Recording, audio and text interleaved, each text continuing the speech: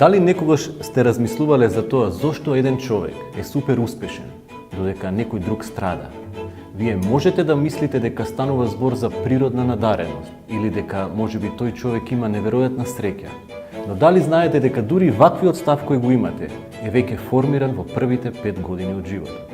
Јас сум професор Кирил Барбареев и ќе зборувам за тоа како се развива и формира карактерот кај децата и зошто е тоа важно.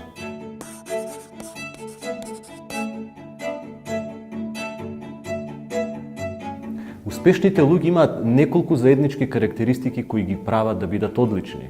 Самодоверба, креативност, упорност, трпеливост, самоконтрола, флексибилност, страст и стекнување навики. Нашата среќа, способноста да веруваме во себе, да бидеме упорни, да покажеме емпатија, да знаеме да се соочиме со разочарувањата во животот и способноста да учиме и да бидеме отворени, се цврсто поврзани со нашите искуства во раното детство.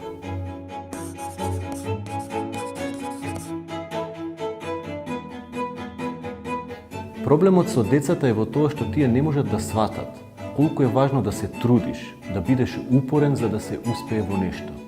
Ако во раното детство се формира став дека некој е таков само затоа што таков се родил, тогаш природно е да се очекува такво однесување цел живот.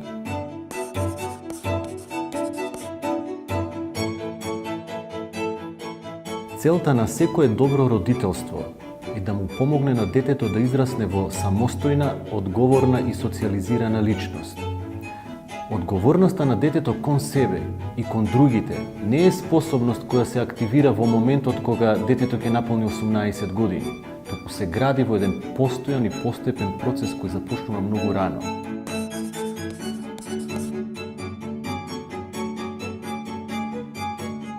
Многу современи родители ги изедначуваат љубовта и воспитувањето. Тоа е погрешно. За детето да научи што е одговорност, родителите, воспитувачите мора да му наметнуваат обврски и должности секојдневно, согласно детските способности, возраст и зрелост.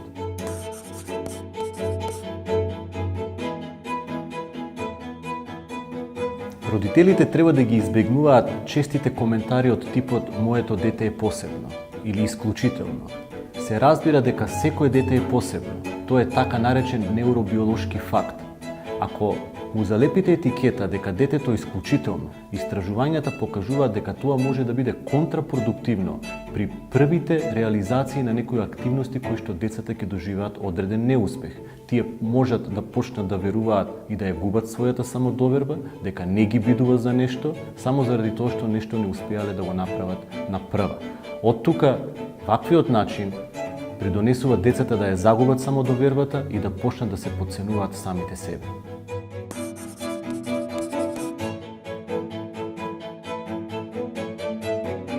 Потребно е многу стереотипни принципи на воспитување во нашето општество да се променат, како што се, например, казните, наградите, принудата, позитивното условување, како што многу често се случува секојдневно и во семејствата, но и во круговите во нашиот образовен систем. Ако учиш ќе ти купам, ако го направиш тоа ќе ти дадам, ако бидеш умен ќе ти дадам да играш на PlayStation, и така натаму, и така натаму. Таквиот начин на позитивно условување треба да се промени со објаснување, со поправање на детските грешки, со објаснување зошто е важно да се трудат и да бидат упорни во одреден момент.